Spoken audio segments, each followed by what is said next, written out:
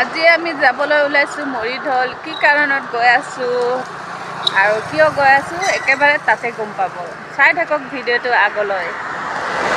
মৰিঢল যোৱাৰ আগতে দোকানত সোমালোঁ। ধান কাটি কাটি অৱস্থাই নাই, কোলা একদম ফুটনিজনী নিচিনা হৈ আছে। অলপ আগত আছে দোকানখন, তাতলৈ সোমালোঁ। তাৰপিছত আৰু এটা কথা, আমি যোনদিনাখন ক'ৰবালৈ যাবলৈ ওলাওঁ নহয়, এখন অ'টো এখন গাড়ী পাবলৈ টান হয়।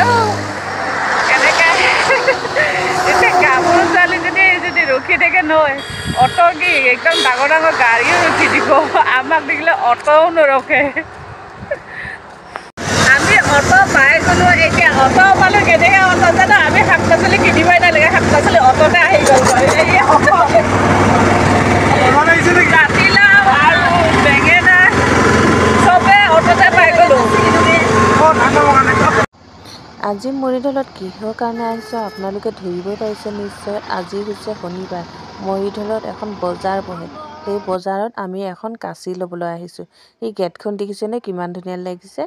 কাঁচিখন সেইদিনাখন ভঙা কাৰণে আজি নতুন কাঁচি এখন ল'ম বুলি সেয়ে বজাৰলৈ আহিলোঁ।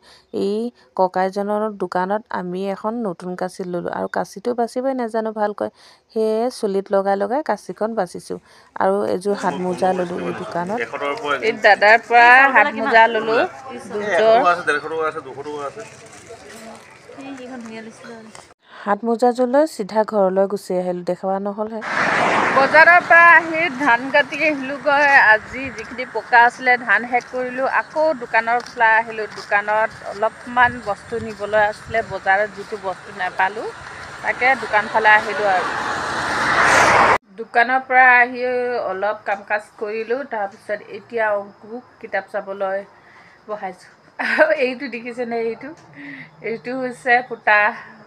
কাৰণ এইটো চুৱেটাৰ নতুনকৈ লৈছিলোঁহে, এনেকৈ জাপ খুৱাই থওঁতে টিঙত মানে নিগনি কাটি দিলে।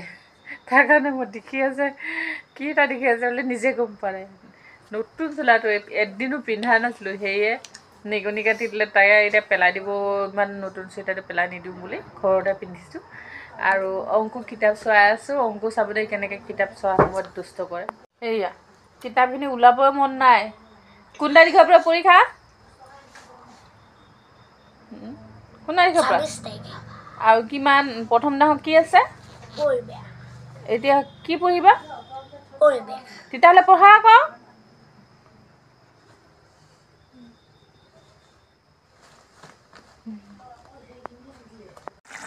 সৰিয়হ আৰু ব্ৰইলাৰ মাংস বনাইছোঁ।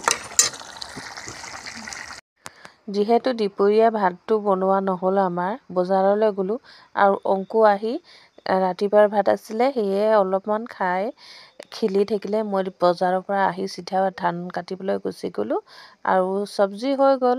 এতিয়া পানী গৰমটো কৰি ল'ম বুলি পানীটো বহাই দিবলৈ ওলাইছোঁ। আৰু চব্জি হৈ গ'ল, ভাতকেইটা খুৱাই আকৌ কিতাপলৈ পঢ়াবলৈ লৈ যাওঁ। ভাতটো সোনকালে খাই ল'লোঁ আজি ৰাতিপুৱা বজাৰত গ'লোঁ, তাৰপিছত আহি ভাত নবনালোৱে আৰু এতিয়া আকৌ ভাতটো বনাই খাই ল'লোঁ। যেনেও নহওক অকণমান পিছবেলাটো 12টা বজাৰ পৰা পথাৰত গ'লোঁ। পথাৰৰ পৰা আহিহে দোকানত গৈছিলোঁ। তাৰপিছত এতিয়া ল'ৰাটোৰ লগত কিতাপ পঢ়োঁ আৰু এতিয়া পঢ়াব লাগিব। আৰু কি পৰীক্ষা আহি আছে যে নপঢ়ালেও নহয়। সেইকাৰণে এতিয়া মই যদি এনেকৈ বহি থাকিও নপঢ়াও নহয়, তাই গুৰুত্ব নিদিয়ে। সেইকাৰণে মই পঢ়াবই লাগিব। আৰু কি ক'ম, এতিয়া সন্ধিয়া হৈ গ'ল।